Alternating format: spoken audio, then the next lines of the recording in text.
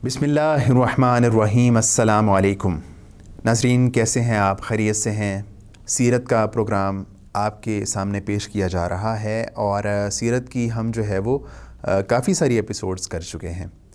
और हमने पिछले एपिसोड में ये बताया था कि नबी करीम सल्लल्लाहु अलैहि वसल्लम ने बनु नज्जार के मकानात के पास जो है वो आपकी ऊँटनी बैठी थी और उसके बिल्कुल सामने हज़रत अबू अयूब अंसारी रज़ी अल्लाह अन्हु का घर था।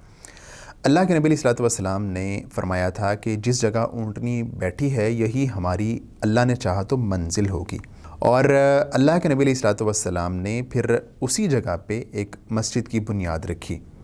वो मस्जिद जो है वो दो यतीम बच्चों की थी, दो यतीम भाइयों की थी। तो अल्लाह के नबी सल्लल्लाहु अलैहि वसल्लम ने वो ज़मीन कीमतन ख़रीदी और उसकी कीमत अदा की।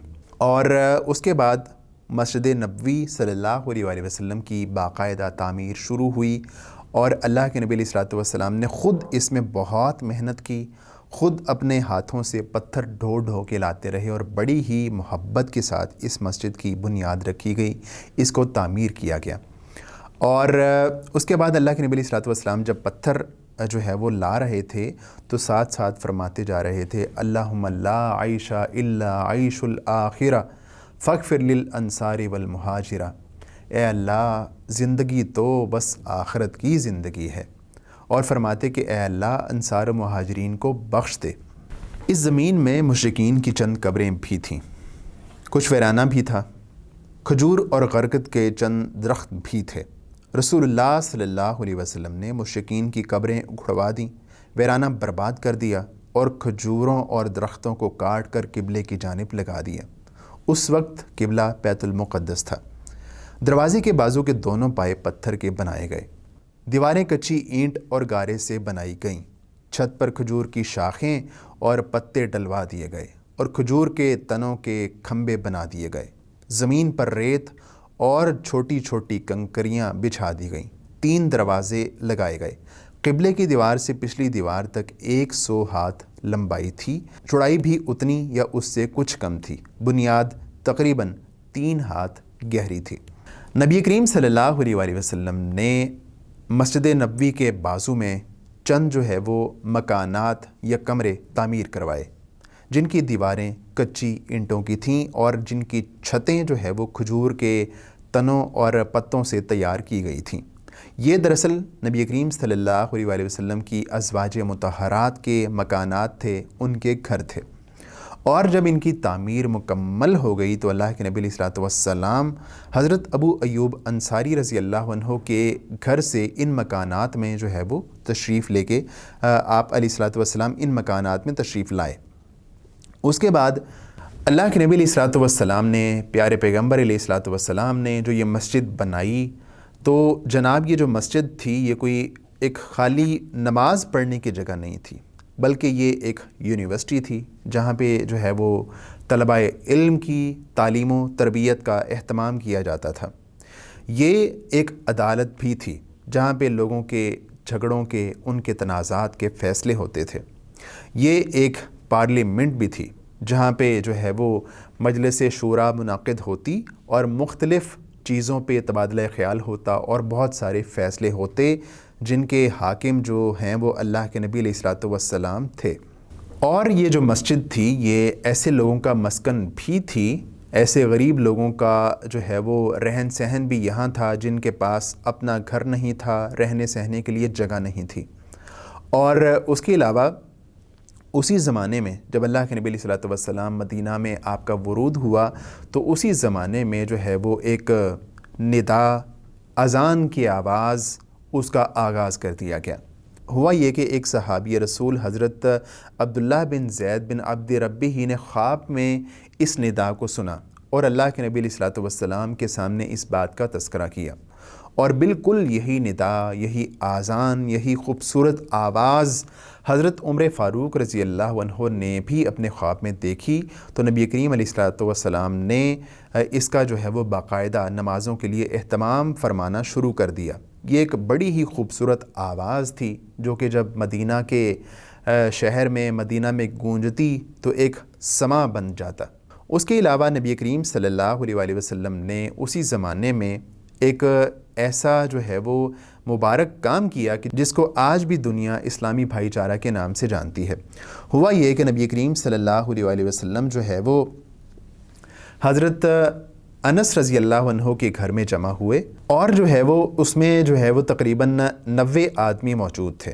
تو اللہ کے نبی صلی اللہ علیہ وآلہ وسلم نے ان 90 لوگوں کے درمیان بھائی چارہ کروایا، اور یہ جو بھائی چارہ کروایا وہ اس طرح تھا کہ وہ سب کے سب لوگ ایک دوسرے کے غمخوار ہوں گے۔ اس کے علاوہ یہ بات بھی تھی کہ وہ ایک دوسرے کے وارث بھی ہوں گے۔ لیکن اس کے بعد جب اللہ تعالیٰ نے وَأُولُو الْأَرْحَامِ بَعْضُهُمْ أَوْلَىٰ بِبَعْضٍ یہ آیت نازل فرمائی، جس کا مطلب یہ تھا کہ نسبتی قرابت دار ایک دوسرے کے زیادہ حقدار ہیں، تو اس کے بعد یہ جو وراثت کا ایک رشتہ تھا، سلسلہ تھا، وہ موقوف کر دیا گیا کہ جو وارث ہوں گے وہ جو ان کے رشتہ دار ہیں وہی ہوں گے، جو یہ بھائی چارہ کے بھائی ہیں یہ جو ہے وہ وارث نہیں ہوں گے۔ لیکن امام غزالی رحمہ اللہ کہتے ہیں کہ یہ جو بھائی چارہ اللہ کے نبی علیہ الصلوۃ والسلام نے قائم کیا تھا، اس کا مقصد یہ تھا کہ جو ایک جاہلی عصبیتیں تھیں جو کئی صدیوں سے، کئی سالوں سے عرب معاشرے میں چلی آ رہی تھیں، ان کی جڑ کاٹ کر رکھ دی جائے۔ اور یہی ہوا کہ جب انصار و مہاجرین میں بھائی چارہ قائم کیا گیا تو ان کی باہمی محبت جو ہے وہ بہت زیادہ آپس میں بڑھی، اور یہ تعلق عام جو رشتے کا تعلق ہوتا ہے خونی رشتوں سے بھی زیادہ مضبوط تعلق تھا۔ صحیح بخاری میں ایک روایت آتی ہے کہ جب مکہ سے مہاجرین مدینہ میں آئے تو اللہ کے نبی علیہ الصلوۃ والسلام نے حضرت سعد بن ربیع اور حضرت جو ہے وہ عبد الرحمن بن عوف رضی اللہ عنہ کی باہمی جو ہے وہ مواخات کروائی تھی۔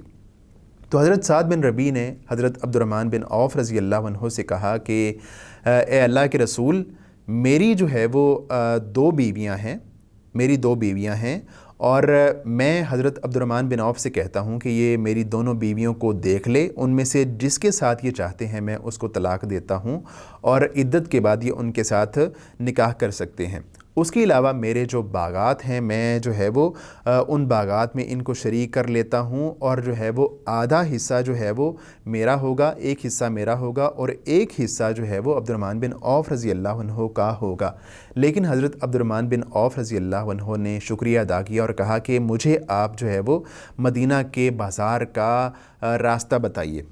اور جب ان کو بنو قینقاع کے بازار کا راستہ دکھایا گیا تو وہ وہاں گئے، اور جب واپس آئے تو ان کے پاس جو ہے وہ کچھ فاضل پنیر اور گھی تھا، اور اس طرح وہ روزانہ جو ہے وہ بازار جاتے رہے اور وہاں پہ کچھ خرید و فروخت کرتے رہے، اور اس طرح ان کا جو تجارت تھی، ان کا بزنس تھا، وہ پھیلتا چلا گیا۔ ایک روز جب وہ اللہ کے نبی علیہ الصلوۃ والسلام کے پاس آئے تو ان پر جو ہے وہ کچھ زردی کے اثرات تھے۔ تو اللہ کے نبی علیہ الصلوۃ والسلام نے دریافت کیا تو انہوں نے کہا کہ میں نے شادی کروا لی ہے۔ تو اللہ کے نبی علیہ الصلوۃ والسلام نے پوچھا کہ آپ نے اپنی بیوی کو کتنا حق مہر دیا ہے؟ تو انہوں نے کہا کہ میں نے ایک نوات یعنی کہ ایک گٹھلی کے ہم وزن، یعنی جسے آپ سمجھ لیجئے کہ 1.25 تولہ سونا کے برابر جو ہے وہ انہوں نے ان کو حق مہر دیا۔ مہاجرین مدینہ جب مدینہ میں آئے تو اس وقت انصار نے کہا کہ اے اللہ کے رسول، آپ جو ہماری زمینیں ہیں، آدھی زمینیں ان مہاجرین کو دے دیجئے۔ تو اللہ کے نبی علیہ الصلوۃ والسلام نے انکار کیا۔ تو پھر اس کے بعد انصار نے مہاجرین سے کہا پھر ہم اس طرح کرتے ہیں کہ آپ ہماری زمینوں میں کام کریں، اور زمینیں ہماری ہوں گی، کام آپ کا ہوگا، اور جو اس میں سے آمدن ہوگی وہ ہم ہاف جو ہے وہ نصف آپس میں تقسیم کر لیں گے۔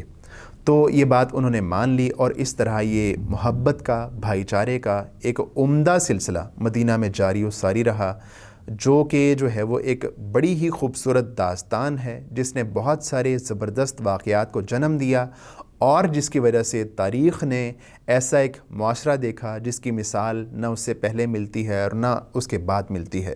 اور ظاہر ہے کہ یہ ایک مہاجرین کی طرف سے ایسی قربانی تھی جس کی وجہ سے ایک بڑا ہی محبت والا معاشرہ مدینہ میں قائم ہوا، اور جن مسائل کا سامنا تھا نبی کریم صلی اللہ علیہ وآلہ وسلم کو، آپ کے جو مسلم صحابہ کرام تھے، پورے معاشرے کو جس مسئلے کا سامنا تھا اس کا ایک بہت ہی حکیمانہ اور عمدہ حل تھا۔